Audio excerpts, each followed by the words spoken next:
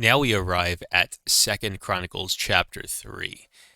In going all the way back to 1st Chronicles, roughly chapter 22, through the end of 1st Chronicles, we were dealing with the transition from David to Solomon and the initial preparations for the building of the temple. Here, we've finally arrived at now the construction of the temple, and so we're going to start hitting that.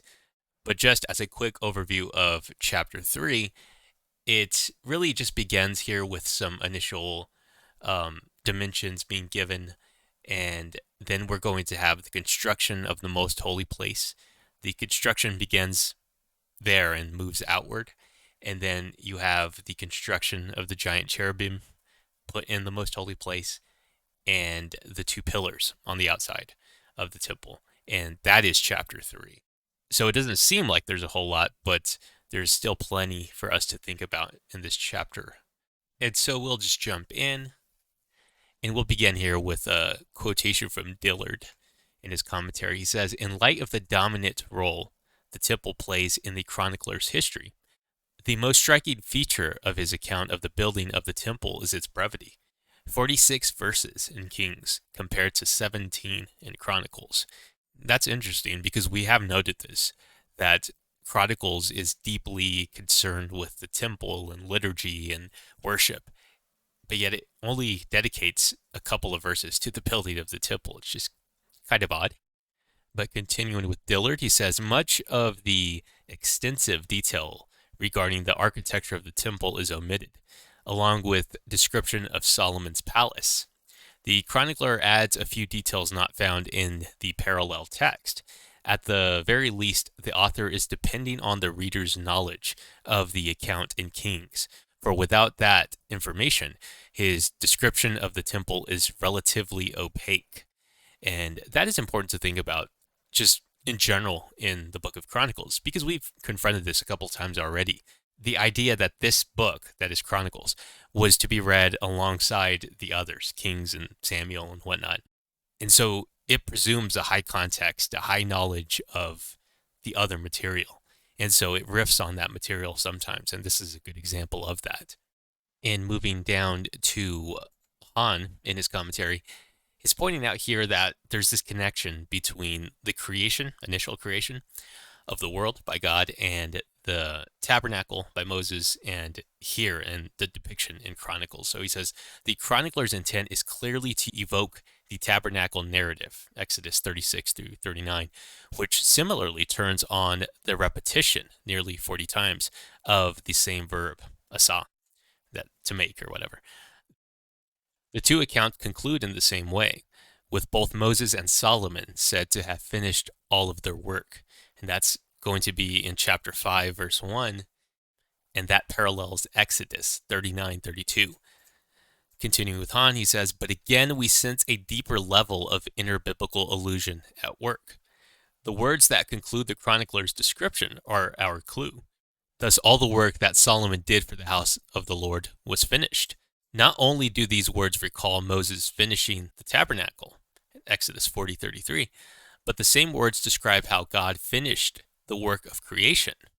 And he's noting here that these two terms are going to be used in that particular section. So let's just go ahead and look at it. So it's Genesis 2, verses 1 through 3, and he's paralleling it with 2:5:1, right? And here in 2nd Chronicles 5:1, thus all the work that Solomon did, I believe this is going to be the word, yep, for the house of the Lord was finished. So again, it mirrors this, finishing all the work that had been done. Again, done here being literally created or made or something to that effect. So let's just go back to chapter 3 and continue back with Han. He says, the temple is a new tabernacle, but more than that, the temple is a new work of divine creation. Here the chronicler is tapping into a deep stratum of the biblical worldview that sees the temple as a microcosm of heaven and earth. Although the theme is most fully developed in the extra-biblical literature, we hear echoes of this thinking in the Pentateuch, Psalms, Prophets, and Chronicles. God, the psalmist says, built his sanctuary like the high heavens, like the earth which he has founded forever. and that's Psalm 78:69. This connection between sanctuary and creation explains much of the architectural symbolism in the temple. Although the fullest explanation of this symbolism again comes in the extra-biblical Jewish tradition, this tradition is firmly rooted here in Chronicles and elsewhere in the Bible. And we've hit this a couple of times on this channel, and I think even here in Chronicles. The idea that there's this heavenly temple and that the earthly temple is the counterpart to that. But this goes all the way back to creation. Creation itself is described of as like a temple itself. So even in the tripartite division, so you have the earth itself, you have Eden, and then you have the Garden of Eden. So you have these gradations of holiness as you get closer to God. So the Garden of Eden is where God met with humanity in person. That also mirrors Mount Sinai. They have the people at the foot of the mountain, Aaron and his sons, the priestly line higher up the mountain. And then at the summit of the mountain, you have Moses meeting with God directly. And so you have this with the temple as well. Outer court, inner court, most holy place. And so the temple was supposed to mirror that heavenly sanctuary, that heavenly reality. And that's going to explain some of the depictions, some of the things, because some of those things are supposed to remind you of the Garden of Eden. That's also supposed to remind you of the heavenly temple. It's basically supposed to remind you of heaven. So it's almost like a lens or various types and shadows of the future reality. Of course, we find out in the New Testament that that heavenly temple is the Logos. It's the Word that tabernacled and became flesh among us. It's Jesus Christ. So all of this is a shadow and symbol of that future reality. Of course, the church is going to be now built by humans, by human stones, that kind of idea, by people. The Spirit dwells in them, and they create this new architecture of God. So the temple of God is his own Spirit living in believers. But we're catching shadows and glimpses of this in the architecture of the temple, which went back to the tabernacle, which went back to the Garden of Eden, which itself is modeled after the heavenly temple. So all of this needs to be kind of swirling around in our minds as we think about some of this stuff. Now, Han, actually, I forgot that I have this here, but he's going to continue. I'm pretty sure this is Han. He writes this: beginning in the New Testament, Christian tradition has understood Christ as both a new and greater Solomon and a new and greater temple. I've made this point a number of times in this series in Chronicles, that it's just amazing how those two themes, the son of David, who is part of this covenant promise with David, and the temple, the house that the son of David is going to make for God, right? You have this dueling thing. God's going to make a house for David. David's son is going to make a house for God. But we find out that both of those houses and both of those sons are actually the same thing. And again, that's Jesus Christ. It's the Messiah. It's the God-man. But continuing with Han, he says, compared to Solomon, Jesus is the true son of David and the true son of God. As Solomon did, Jesus receives tribute from representatives of the nations. We talked about this in the last chapter, or last two chapters. Solomon is the wise man who built the Lord's house upon a great foundation stone. But Jesus is greater than Solomon. His incarnation of the divine wisdom and the messianic man of peace, right? Remember, Solomon's name, it basically means this. He's referred to in places like 1 Chronicles 22, and a couple of times it's spoken about how his name would be Solomon. He would be called Solomon because he would be a man of peace. But Jesus, the true son of David, is the true man of peace. Continuing with Han, he says, he builds a temple of living stones and dwelt by the Spirit. The church, the Kahal Ecclesia. See, this is a point I wish I had made before. I knew about it, but I just failed to appreciate it enough, or kind of took it for granted. Let's go ahead and look at one of these, and I'll just pick up in random. Let's see. We saw one last time, 1 Chronicles, what was it, 1, roughly verse 5 or so, where Solomon is going to go with, there it is, Solomon and the assembly sought it. In context, it's the bronze altar, but it's the term ecclesia, which we recognize in the New Testament era as church. So I've noted this call language, this assembly language that you get a lot in Chronicles. We've noted it when it comes up, the kahal. But that is the Greek term of that equivalent is ecclesia, church. So it's something that's really important in Chronicles. And again, it looks forward to the future church, which is, again, going to be built up by the living stones, by humanity, and dwelt by the Spirit. So it's just the foreshadowing, the subtle foreshadowing in Chronicles is just, it just continues to amaze me every time I look at it. But continuing with Han, he says, the church, like Solomon's temple, is the spiritual house of sacrifice and the temple of the living God. Every believer is a temple made holy by the Spirit. Ultimately, Christ is the new temple. The temple is his body. Indeed, he is greater than the temple. That's Matthew 12:6. And if you were worried that we weren't going to have a lot to talk about, that this chapter wasn't very dense, well, we haven't even got into the actual text itself. This is still kind of the introduction. Actually, I'm not going to read this, but this is Augustine basically making similar points about, Jesus, the temple, that kind of stuff, typological stuff. You have another early figure, again, similarly making observations here, but we'll go ahead and just begin to work on the text itself.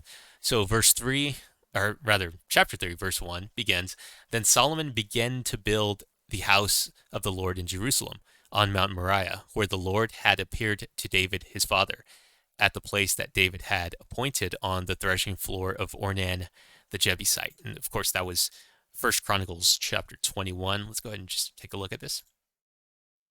So here, Han points out that in speaking of Moriah and the mountain of the house of the Lord, the chronicler understood the temple to be on the cosmic mountain, Zion, at the center of the nations, Ezekiel 5:5, elevated high above all the earth, and indeed at the very navel of the earth, Ezekiel 38:12. A lot of this stuff I add because it's you can get really deep into some of this stuff, navel of the earth stuff. In fact, the dissertation that I've alluded to a couple times on here, that Ming Him Ko one, he gets into a lot of this kind of stuff as well. So it's just worth pointing out again that this Moriah tradition is really important.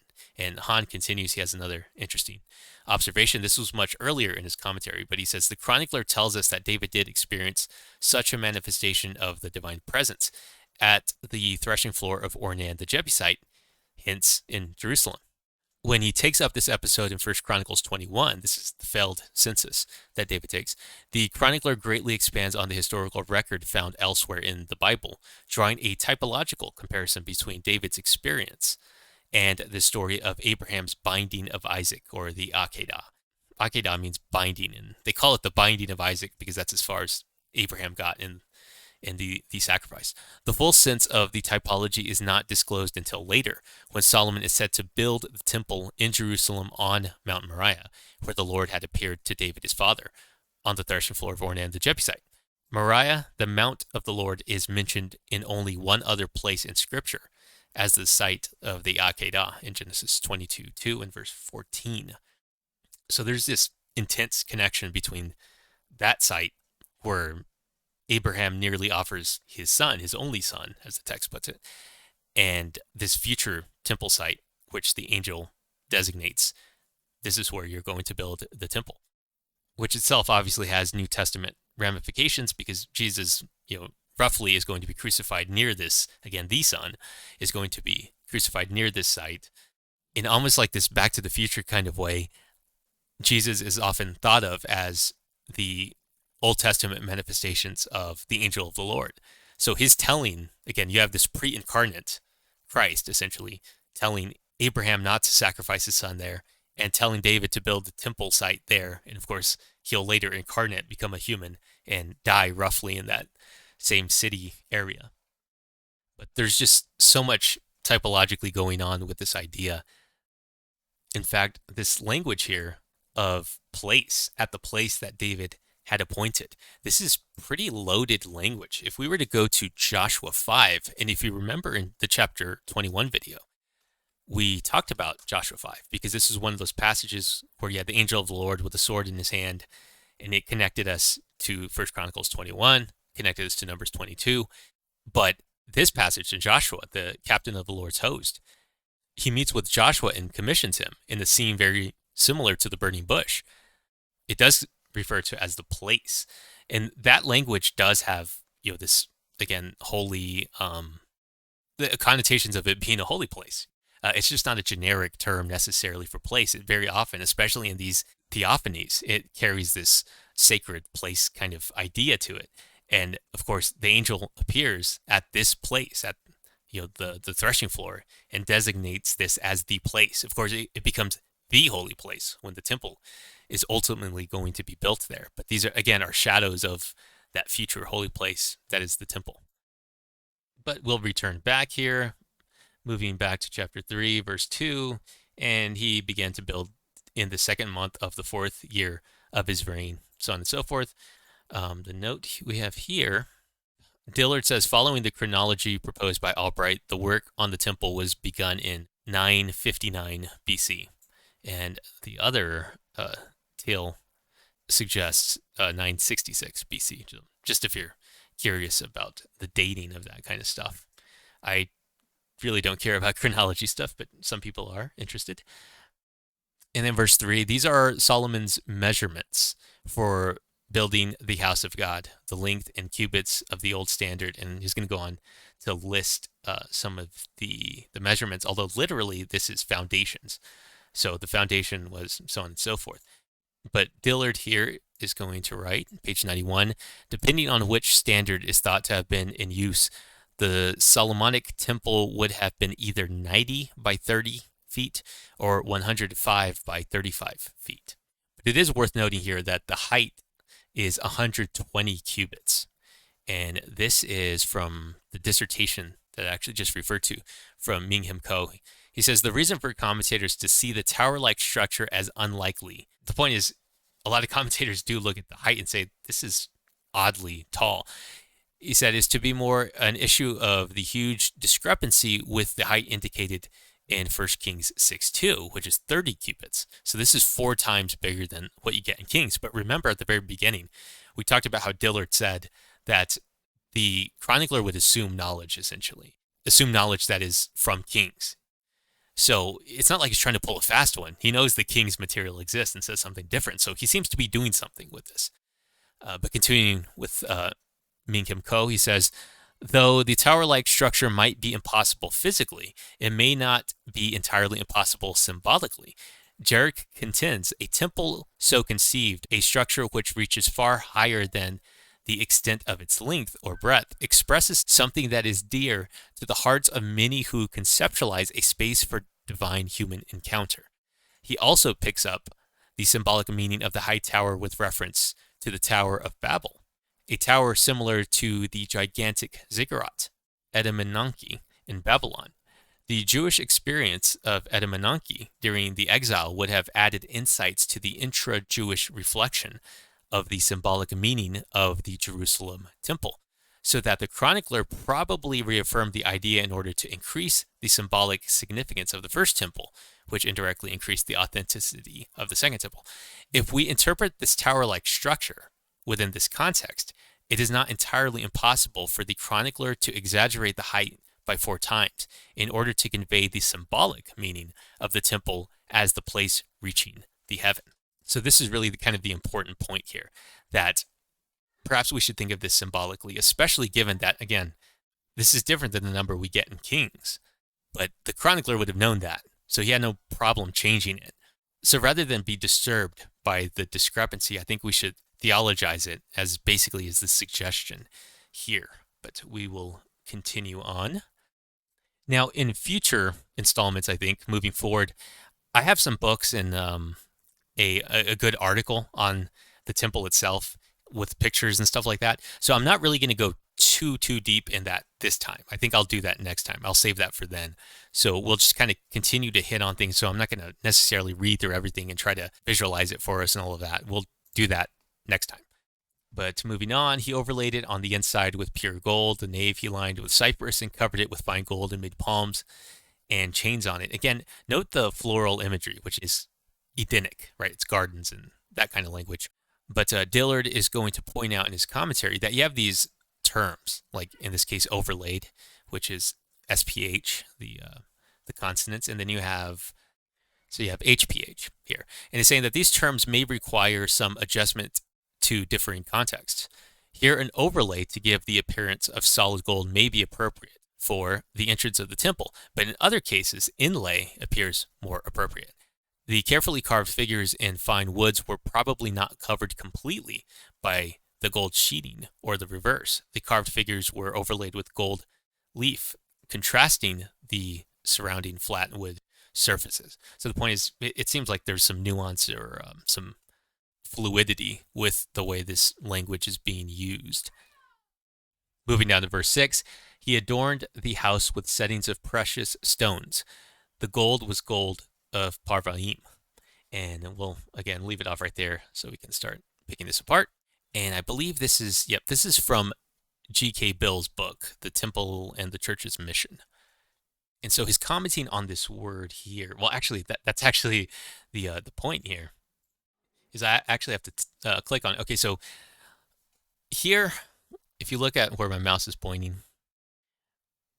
as you can see, there's no Hebrew there corresponding to this language in the translation with settings of precious stones. That's supplied for English to make more sense of it, right? That happens all the time. It's there for clarification's sake, but there is no corresponding Hebrew word there. Now, rarely you have the reverse, where you have, as you can see here, this means it's untranslated. So you have Hebrew here that doesn't get translated at all.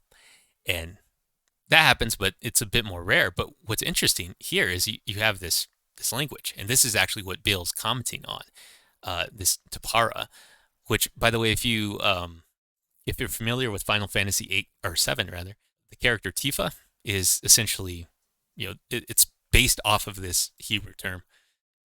But this term here, beauty, goes untranslated in this verse, and I write Bill's comments are instructive. And so this is what he writes concerning this section, or some of this stuff thematically, what's going on here. He says the stones on the priest's robe also suggest that the function of such gems in the temple is to reflect divine heavenly glory.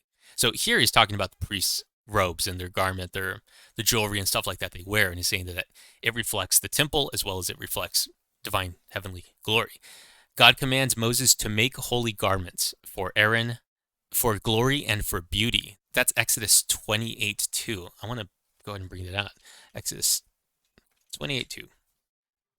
So here it is, make holy garments for Aaron, your brother, for glory and for beauty. And as I click on it, you see here it's the same term that goes untranslated over here in Chronicles. But returning back to Bill, he says, the description of the garments in Exodus 28:4-43 is dominated by descriptions of precious stones or of gold cloth or metal that adorned the robes. The goal of the gold and the stonework of the robe was included in the purpose of reflecting the glory and beauty, presumably of God. The word for glory, kavod, is the typical word for God's glorious theophanic revelation of himself to Israel at Sinai, at the Tabernacle, and at the end of time. The word for beauty is less often used, not insignificantly, in the midst of a description of the gems and valuable metals composing the temple. And that's the section we're reading here. This word is chosen to explain why the precious stones were so heavily used in constructing Solomon's temple. Solomon adorned the house with precious stones for the purposes of beauty. That's the way he translates it, which I think it should be translated that way. It's kind of surprising to me that you don't. I mean, it seems like a pretty simple translation. I really don't understand why they do this. In fact, I didn't plan it out, but let me do this real quick.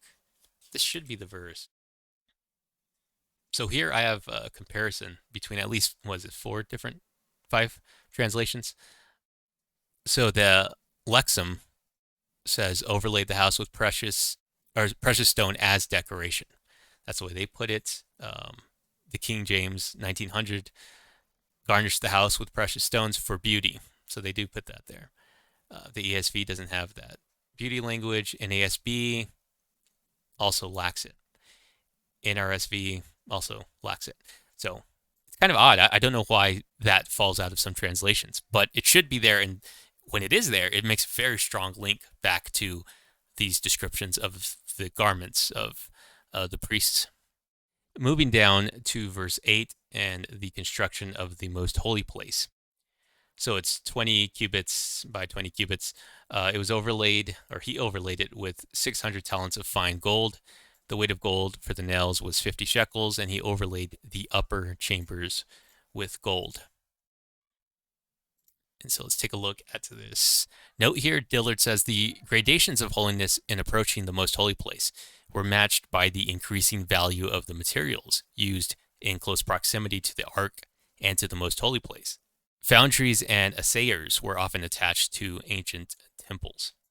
And again, we will discuss, I think, a little bit more of the temple proper when we actually get into further down the line, when we start talking about more about the temple, and I'll bring out depictions and stuff like that. But moving on, verses 10 through 14 is pretty heavily concerned with, or it's really all about the construction of the two giant cherubim that were placed in the most holy place.